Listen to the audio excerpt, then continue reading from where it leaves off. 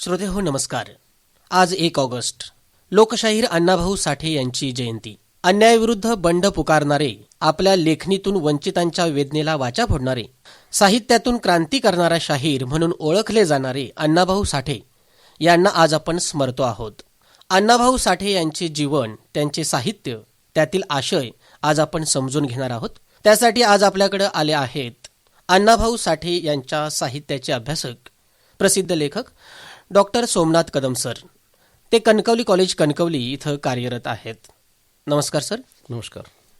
आमच्या आकाशवाणी सिंधुदुर्ग नगरी केंद्राच्या स्टुडिओमध्ये आपलं स्वागत. धन्यवाद. सर, अण्णाभाऊ साठे एक लोकशाहीर, सामाजिक विचारवंत, क्रांतिकारक म्हणून त्यांची जडणघडण कशी होत गेली? साहित्यरत्न अण्णाभाऊ साठे यांची जडणघडण म्हटलं तर ते अत्यंत संघर्षाची वाटचाल आहे. 1 ऑगस्ट 1920 रोजी वाटेगाव येथील मातंग गरीब समाजात त्यांचा जन्म झाला आणि त्यांच्या वाट्याला खरं म्हणजे औपचारिक शिक्षण आलंच नाही. केवळ 1.5 दिवस ते शाळेत गेले. त्याच्यानंतर शाळा सुटली, ती कायमची सुटली. त्याच्यानंतर ते मांगवाड्यामध्ये राहून अत्यंत खडतर असं त्यांचं परिवार, गरिबीचं परिवार होता. नंतर साधारणतः ज्यावेळी अण्णाभाऊ 10-11 वर्षाचे होते तेव्हा ते ही कुटुंब मुंबईला स्थलांतरित झालं. आपल्याला आश्चर्य वाटेल की 273 किलोमीटरचा प्रवास या कुटुंबाने पायी केलेला आहे, वाटेगाव ते मुंबई. हा प्रवास म्हणजे अण्णाभाऊंच्या जीवनातील एक मोठा संघर्षाचा टप्पा आहे. आणि अण्णाभाऊ मुंबईला गेल्यानंतर त्या ठिकाणी 12-14 वर्षाचे अण्णाभाऊ छोटं मोठं कामं करायला लागले. कापड विकणारा मुलगा म्हणून, एखाद्याची प्राणी सांभाळणारा मुलगा म्हणून, किंवा खोतीमध्ये खाणीमध्ये काम करणारा मुलगा म्हणून, असं ते छोटे मोठे काम करायला लागले. नंतर त्यांना हळूहळू दुकानाच्या पाट्या बघून ते नावं वाचायला आणि लिहायला शिकले. आणि नंतर ते गिरणी कामगार चळवळीमध्ये झाले सक्रिय. गिरणी कामगार म्हणून गेल्यानंतर त्यांच्या जीवनाला एक नवीन कलाटणी मिळाली, कारण त्यांचा प्रवेश हा कामगार चळवळीशी झाला, संबंध आला. मग कामगार चळवळीत त्यांचे मित्र वगैरे होते, त्यांना मदत केली. आणि मग अण्णाभाऊला हळूहळू लिहायची सवय लागली, वाचायची सवय लागली. आपल्याला आश्चर्य वाटेल की अण्णाभाऊंनी पहिलं पुस्तक कुठलं वाचलं? ते लेनिनचं चरित्र वाचलं. म्हणजे जागतिक कीर्तीचं पुस्तक त्यांनी पहिल्यांदा वाचलं आणि मग ते लिहायला लागले. आणि सुरुवातीला अण्णाभाऊंनी आपण जर पाहिलं तर ते सुरुवातीला त्यांनी पोवाडे लिहिलेले आहेत, लावण्या लिहिलेल्या आहेत, गीतं लिहिलेली आहेत, शाहिरी लिहिलेली आहे. नंतर मात्र ते कथेकडे वळले, नंतर कादंबरीकडे वळले. साधारणतः 1945 पर्यंत अण्णाभाऊंचा प्रवास हा इतर संकीर्ण साहित्याचा राहिलेला आहे. 1945 नंतर ते जास्त कथेकडे वळले आणि 1951 ते 1969 या कालखंडामध्ये अण्णाभाऊंनी 30 कादंबऱ्या लिहिलेल्या आहेत. अण्णाभाऊचं आपण जर साहित्य जर बघितलं तर त्यांच्या प्रमुख 30 कादंबऱ्या आहेत, 14 कथासंग्रह आहेत, 12 लोकनाट्य आहेत, 14 लावण्या आहेत, एक शाहिरीचं पुस्तक आहे, एक प्रवास वर्णन आहे, 3 नाटकं आहेत. म्हणजे अशा प्रकारचं अथांग साहित्य अण्णाभाऊंनी निर्माण केलं आहे. मराठी साहित्यामध्ये अण्णाभाऊ हे असे एकमेव साहित्यिक असतील की ज्यांनी साहित्याचे सर्व प्रकार हाताळले. अवघं 49 वर्षाचं आयुष्य अण्णाभाऊंना मिळालं. तर तेवढ्या कालखंडामध्ये अण्णाभाऊ हे खऱ्या अर्थानं अजरामर झालेले आहेत. जगातील 27 भाषांमध्ये अण्णाभाऊंच्या साहित्याची, कादंबरीची भाषांतर झालेली आहेत. मला वाटतं हा एक मराठीतला एक महत्त्वाचा आणि लक्षवेधी आणि अजरामर असा लेखक आहे. अण्णाभाऊ साठे यांचा हा संघर्ष पाहता त्यांची लेखणी ही देखील संघर्षमय असलेली आपल्याला दिसून येते. अण्णाभाऊ साठे यांनी कादंबरी, कविता, लावणी, नाटक, पोवाडा अशा वेगवेगळ्या अंगांनी साहित्याची मांडणी केली आहे. तरीसुद्धा अण्णाभाऊ साठेंना लोकशाहीर म्हणून अशी वेगळी ओळख का मिळाली? हे सुद्धा वेगळेपण आहे की अण्णाभाऊ हे एकमेव असे साहित्यिक आहेत की ज्यांना लोकशाहीर असं म्हटलं जातं, कारण त्यांनी लोकांच्या मनामध्ये शाहिरी परंपरा रुजवली. शाहिरी ही परंपरा अशी आहे की जनमानसातून ते लोकप्रिय होते. आणि अण्णाभाऊंनी आपल्या लावणीच्या माध्यमातून, आपल्या पोवाड्याच्या माध्यमातून, आपल्या गीताच्या माध्यमातून, आपल्या छकडीच्या माध्यमातून आणि आपल्या लोकनाट्याच्या माध्यमातून शाहिरी ही महाराष्ट्रामध्ये अत्यंत लोकप्रिय केली. त्याच्यामध्ये काही महत्त्वाच्या गोष्टी आपल्याला सांगता येतील की पूर्वी तमाशा होता. तमाशा म्हटलं की त्याला समाजामध्ये प्रतिष्ठा नव्हती, तमाशा बघणाऱ्याला पण प्रतिष्ठा नव्हती. अण्णाभाऊंनी एका झटक्यात तमाशाचं नामांतर केलं लोकनाट्य. म्हणजे लोकनाट्य हा शब्दच खरा अण्णाभाऊंनी जन्माला घातलेला आहे. लोकनाट्यामध्ये त्यांनी पूर्णपणे परंपरा बदलून टाकली. तमाशामध्ये काय होतं, गण होता, गवळण होत्या. अण्णाभाऊंनी तो गण जो होता त्या गणामध्ये देवदेवतांची प्रार्थना केली जात होती. अण्णाभाऊंनी त्या गणामध्ये महापुरुषांची प्रतिमा घातली, सामान्य माणसाला त्या ठिकाणी स्थान दिलं आणि त्याने प्रथम तुझं वंदितो सामान्य माणसाला, फुल्यांना, बाबासाहेबांना हे वंदन अण्णाभाऊंनी केलं. म्हणजे त्या ठिकाणी नवीन बदल अण्णाभाऊंनी केला. तमाशामध्ये कसं होतं, सोंगाड्या नावाचा पात्र होतं. हा सोंगाड्या काय करायचा की सगळ्यांची सोंग घ्यायचा आणि करमणूक करायचा. अण्णाभाऊंनी त्या सोंगाड्याच्या जागेवर धोंड्या आणला. धोंड्या कोण आहे तर धोंड्या हा एक सामान्य माणसाचं प्रतीक आहे. त्याच्या शेतकरी जीवनाविषयी असेल, कामगार जीवनाविषयी असेल, बेकारीविषयी असेल, सावकारशाही विषय असेल, सरकारविषयी असेल, हे सगळे प्रश्न हा धोंड्या मांडायला लागला. आणि म्हणून अण्णाभाऊंनी जी कथा जी होती, पूर्वी काय होतं, देवदेवता, सरदार, राजा राणी असं सगळं प्रसंग असायचे. अण्णाभाऊंनी त्याच्यामध्ये हे सगळे प्रसंग सुद्धा बदलले आणि मग शेतकरी एका बाजूला, मजूर एका बाजूला, सावकार एका बाजूला, शासन यंत्रणा एका बाजूला, नोकरदार एका बाजूला, हे सगळे प्रश्न, महागाईचे प्रश्न असतील, असे सामान्य माणसाच्या अन्न वस्त्र निवाऱ्याचे प्रश्न अण्णाभाऊंनी ह्या लोकनाट्याचा विषय बनवले आणि म्हणून ते लोकप्रिय झाले. अण्णाभाऊंनी महाराष्ट्रामध्ये खूप मोठी जनजागृती केलेली आहे आणि संपूर्ण महाराष्ट्रामध्ये त्यांचे कार्यक्रम झालेले आहेत आणि म्हणून शाहिरी हा त्यांचा आवडीचा प्रांत होता. अण्णाभाऊंनी लिहिलेली माझी मुंबई ही जी लावणी आहे, ही माझी मुंबई म्हणजे संयुक्त महाराष्ट्र चळवळीमध्ये ते एक घोषवाक्य ठरलं. मुंबई कुणाची, मुंबई माझी. चळवळीला सुद्धा गीत कसा कारणीभूत ठरतं हे अण्णाभाऊंनी त्या ठिकाणी हा संयुक्त महाराष्ट्र चळवळीचा आवाज बुलंद करण्यामध्ये शाहिरीचा त्या ठिकाणी मोठा उपयोग करून घेतला. त्याच्यामध्ये अमर शेख यांचा उल्लेख सुद्धा आणि शाहीर गवाणकर यांचा सुद्धा उल्लेख महत्त्वाचा आहे, कारण हे सगळं अण्णाभाऊंनी लाल बावटा कला पथकाच्या माध्यमातून केलेलं होतं.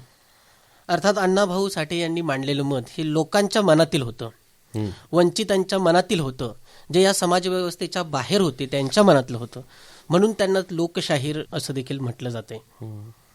आपण बोलता बोलता म्हणालात की अण्णाभाऊ साठे यांच्या पोवाड्यांबरोबर त्यांच्या छक्कड देखील प्रसिद्ध आहेत. त्यातील एक छक्कड आजही तेवढीच प्रसिद्ध आहे. त्यामध्ये माझी मैना गावाकडे राहिली. या छकडीमध्ये मैना म्हणजे नेमकं कोण हे आमच्या श्रोत्यांना सांगा. खूप चांगला प्रश्न आपण विचारलेला आहे. मराठीमध्ये छक्कड हा प्रकार जो आहे तो खऱ्या अर्थानं लोकप्रिय करण्यामध्ये अण्णाभाऊंचा खूप मोठा वाटा आहे. कारण छक्कड ह्या तशा कमीच आहेत मराठीमध्ये, लावण्या भरपूर आहेत. लावण्या आणि छक्कडमध्ये जरासा फरक आहे. लावणी कशी असते, थोडी शृंगारिक असते, थोडी गेयपूर्ण असते, ठसकेबाज असते, नृत्याला चालना देणारी असते लावणी. आणि छक्कड जी असते ती छक्कड ही दीर्घ असते. छक्कडमध्ये गेयता असेलच असं नाही आणि छक्कडमध्ये सामाजिक विषय असतात, त्याच्यामध्ये शृंगारिक विषय असतीलच असं नाही आणि छक्कडमध्ये वाक्यसुद्धा मोठी मोठी असतात. अण्णाभाऊंनी माझी मैना गावावर राहिली ही अत्यंत महत्त्वपूर्ण छक्कड लिहिलेली आहे. माझी मैना गावावर राहिली या छक्कडचे 4 भाग आपल्याला समजून घ्यावे लागतील. पहिला मुद्दा आहे, त्याच्यामध्ये पहिलं कडवं हे नायक आणि नायिका यांचं वर्णन आहे आणि ते नायक असं म्हणतो, ओती बांधा रंग गवाळा कोर चंद्राची, उद्दात मनाची मोठ्या गुणाची सीतारामाची, हसून बोलायची मंद चालायची सुगंध केतकी सतेज कांती, घडीव पुतळी सोन्याची, हिरकणी हिऱ्याची, काडीत दवण्याची, तशी ती माझी गरिबाची. हे जे पहिलं वर्णन आहे ते अर्थातच नायिकानं नायिकेचं वर्णन केलेलं आहे. पण नंतरचा पार्ट जो सुरू होतो तो दुसरा पार्ट असा आहे की त्याच्यामध्ये मुंबईचं वर्णन येतं. वेळ होती भल्या पहाटेची, बांधाबांध झाली भाकर तुकड्याची, आणि झाली तयारी माझी मुंबईला जाण्याची. या मुंबईमध्ये गर्दी बेकारांची, त्यात झाली भरती माझी एकाची. हे मुंबईचं वर्णन. मुंबईमध्ये कशा पद्धतीनं ताटीवाटीनं लोक बसलेले आहेत त्याच्यामध्ये पुन्हा माझी भर झाली. म्हणजे दुसरा पार्ट काय आहे, मुंबईचं वर्णन आहे. तिसरा पार्ट असा आहे की दरम्यान चळवळ उठली संयुक्त महाराष्ट्राची.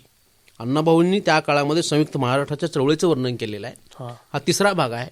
आणि चौथा भाग आहे गावाकडं मैना माझी वाट पाहते तिची. मैना ती कोण आहे अण्णाभाऊंच्या रूपातली, तर मैना म्हणजे संयुक्त महाराष्ट्र झाला, महाराष्ट्र निर्माण झाला, परंतु अण्णाभाऊंच्या मते तो अखंडित महाराष्ट्र नाही आहे, तो खंडित महाराष्ट्र आहे. कारण कित्येक मराठी भाषिक गावं ही बाहेरच्या राज्यामध्ये जोडली गेलेली आहेत. आणि म्हणून अण्णाभाऊंना माझी मैना गावावर राहिली म्हणजे हा जो पोपट म्हणजे महाराष्ट्र आहे आणि मैना म्हणजे जी मराठी भाषिक गावं आहेत जी दुसऱ्या राज्यामध्ये गेलेले आहेत आणि ह्या पोपटाला त्या महिन्याची आठवण येते. असा रूपक वापरून अण्णाभाऊंनी ते वापरलेला आहे. म्हणून हा गर्भित अर्थ अनेकांना माहिती नाहीये.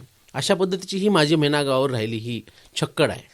अण्णाभाऊ साठे यांच्या या छक्कडीबरोबरच अण्णाभाऊ साठेंची दुसरी एक रचना आहे, जग बदल घालुनी घाव. त्याबद्दल देखील आमच्या श्रोत्यांना सांगा.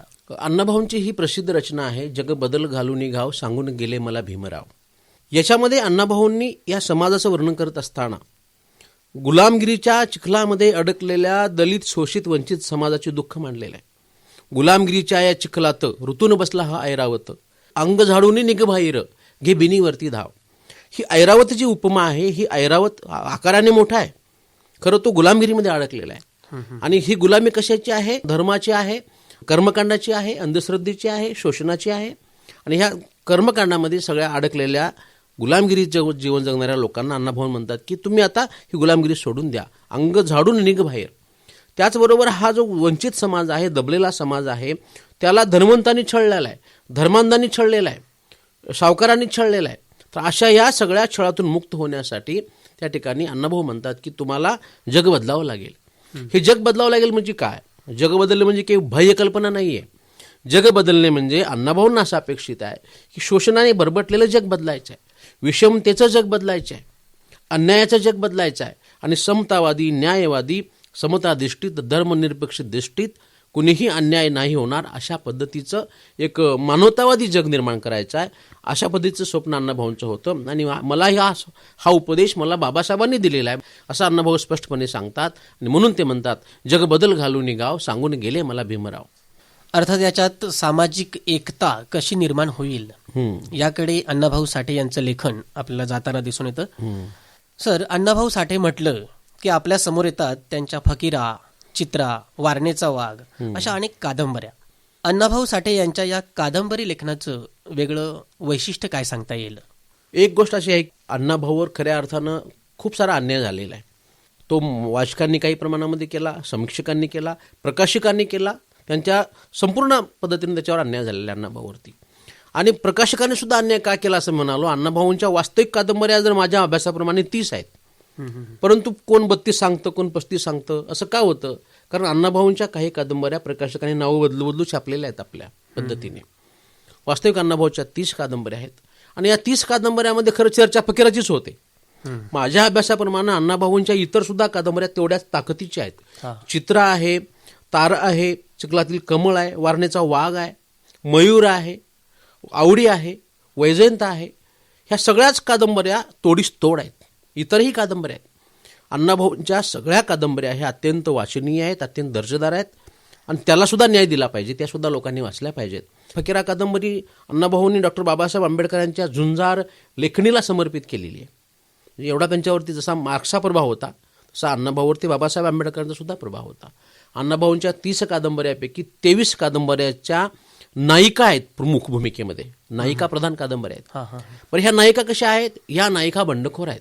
या नायिका अन्याय सहन करणाऱ्या नाही आहेत. या नायिका प्रश्न विचारणाऱ्या आहेत, व्यवस्थेला बदलाची हाक देणाऱ्या आहेत.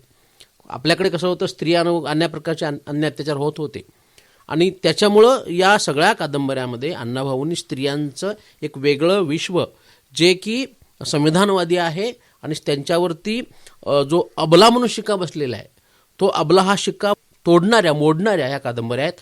आणि स्त्री ही कुठेच कमी नाही आणि ती स्वाभिमानी आहे, कणखर आहे, शिलवंत आहे, हा संदेश देणाऱ्या ह्या कादंबऱ्या आहेत. उदाहरणामध्ये अण्णाभाऊंची चित्रा आपण जर पाहिली तर ती चित्रा मुंबईला जेव्हा ती जाते किंवा तिच्यावर जो अतिप्रसंग जेव्हा येतो तेव्हा ती बेडरपणे त्याचा मुकाबला करते.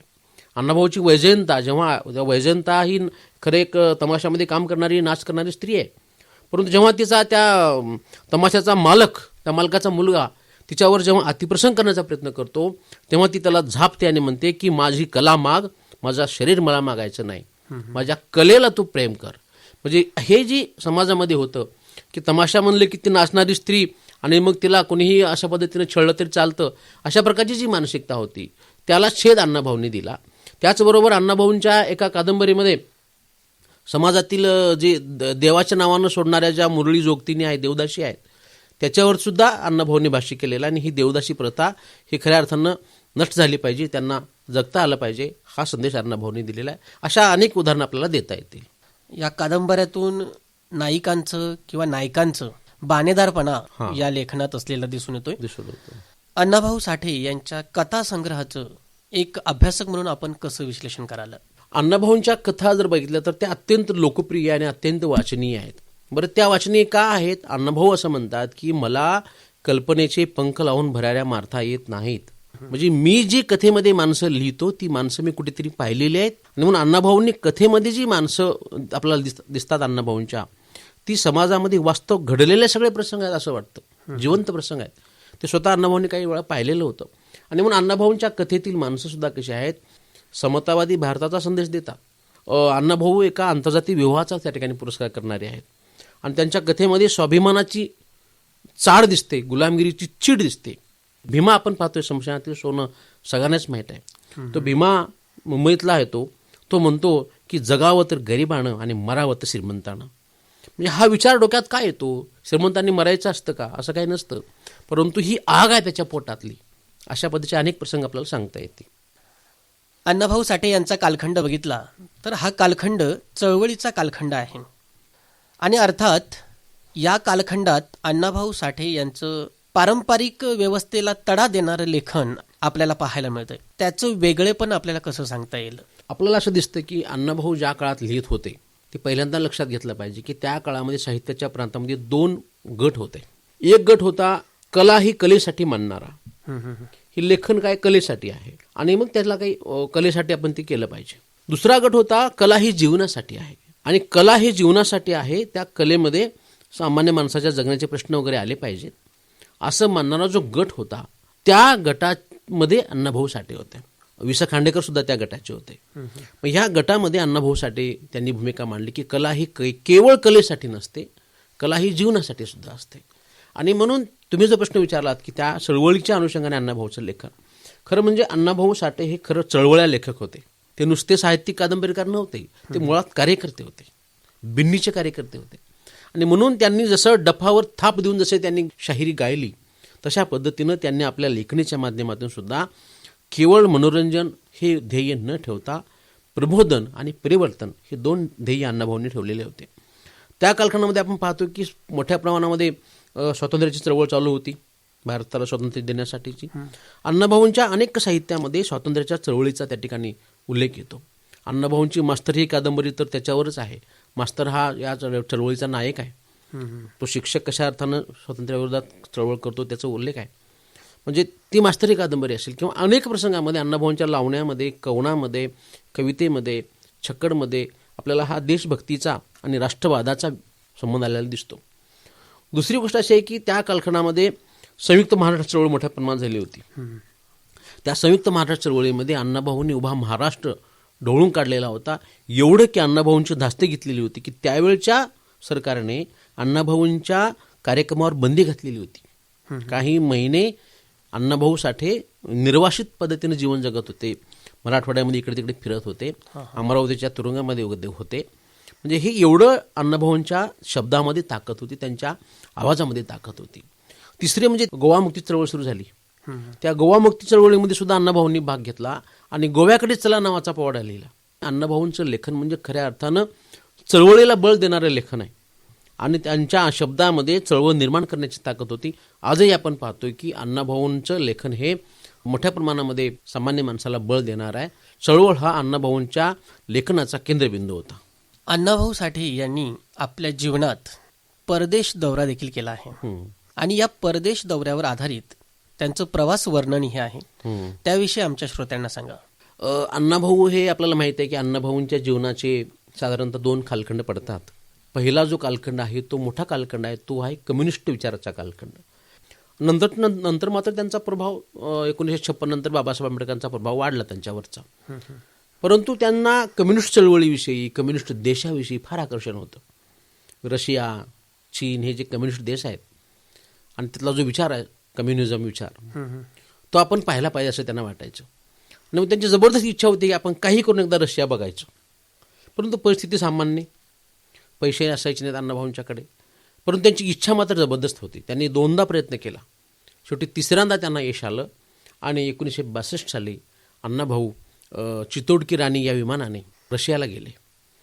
अण्णाभाऊ त्या सगळ्यामध्ये अण्णाभाऊच सामान्य माणसं होते, बाकी सगळी सुटाबुटातली माणसं होती. आणि तिथं अण्णाभाऊ जेव्हा रशियाला पोहोचले, तिथं जाण्याच्या आधी अण्णाभाऊंच्या अनेक कथा रशियन भाषेमध्ये भाषांतर झालेल्या होत्या. आणि मग कोणाला तर समजलं की या विमानामध्ये एक असा माणूस आहे की ज्यांच्या कथा आपल्याकडे भाषांतर झालेल्या आहेत रशियन भाषेमध्ये. मग ते बघून लोकांना आश्चर्य वाटलं की हा एवढा मोठा लेखक, कलावंत, अभ्यासक, साहित्यिक, एवढा सामान्य दिसत, सामान्य माणूस. म्हणजे तिथून त्यांची, म्हणजे ते रशियाला पोचण्याआधी त्यांची ओळख झाली होती सगळीकडे. अण्णाभाऊंना जेव्हा रशियात गेले तेव्हा त्यांना दिसलं की सगळीकडे पुतळे खूप आहेत. त्याला पुतळ्याचं शहर म्हणतात. हे अण्णाभाऊने पण लिहिलेलं आहे. म्हणजे पुतळे हे कशासाठी, तर पुतळे हे प्रेरणा देतात जगण्याची. पुतळे कशासाठी, काही लोक म्हणतात ना, पुतळे, स्मारके हे माणसाला, आपल्याला जगण्याची प्रेरणा देतात. मग ते सगळे पुतळे अण्णाभाऊंनी पाहिले.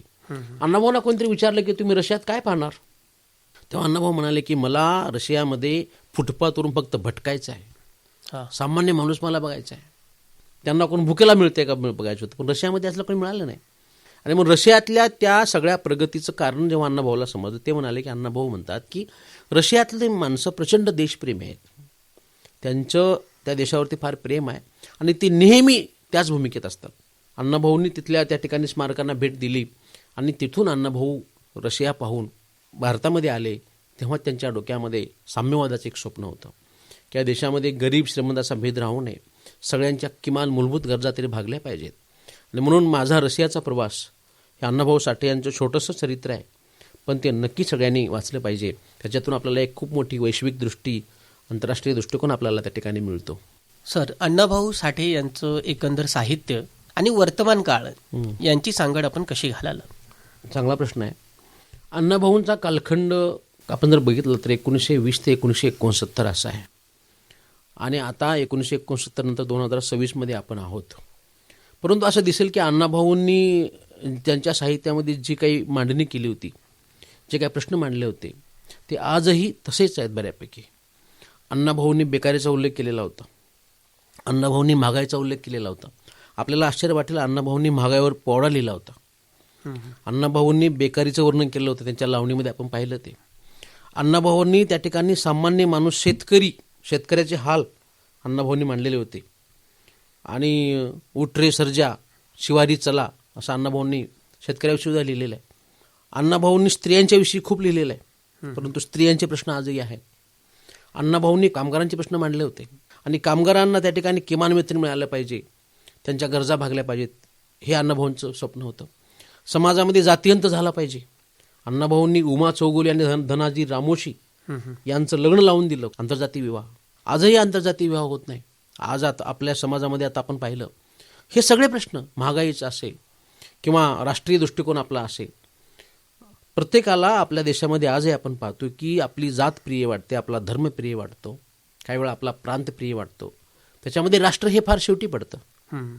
स्त्रियांच्या अनुषंगाने पाहतो की आजही त्या ठिकाणी स्त्रियावरती आपण अन्याय अत्याचार होताना पाहतो, त्या ठिकाणी भ्रूण हत्या होताना आपण पाहतो.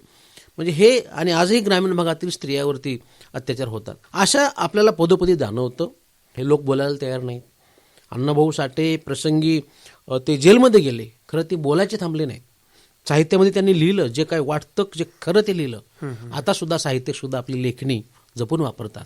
लेखणी सुद्धा कशी निर्भीड असली पाहिजे. अण्णाभाऊंची लेखणी निर्भीड लेखणी होती. हे सगळे प्रश्न आपल्या बाजूला आहेत. लोक जातीजातीमध्ये भांडणं लावत आहेत.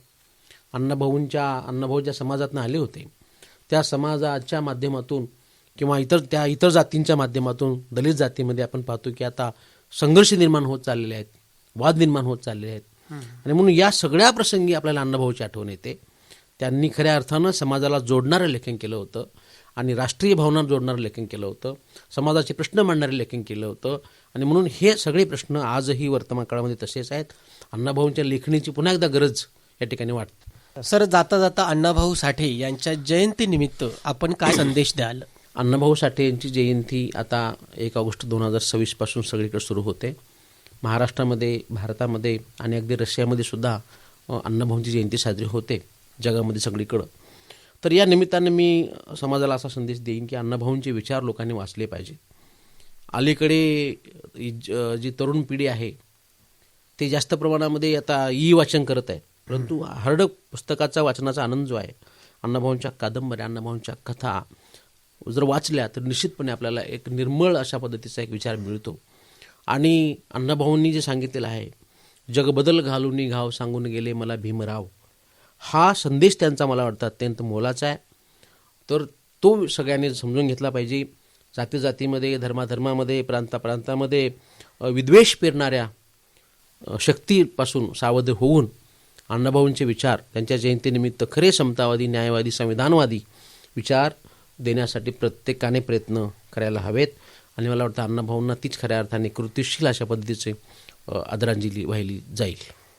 तर सर, आज आपण आमच्या विनंतीला मान देऊन आमच्या स्टुडिओमध्ये आलात आणि अण्णाभाऊ साठे यांचे जीवन, त्यांची जडणघडण, त्यांचे साहित्य याविषयी आमच्या श्रोत्यांना माहिती दिलात, त्याबद्दल आपले मनपूर्वक आभार.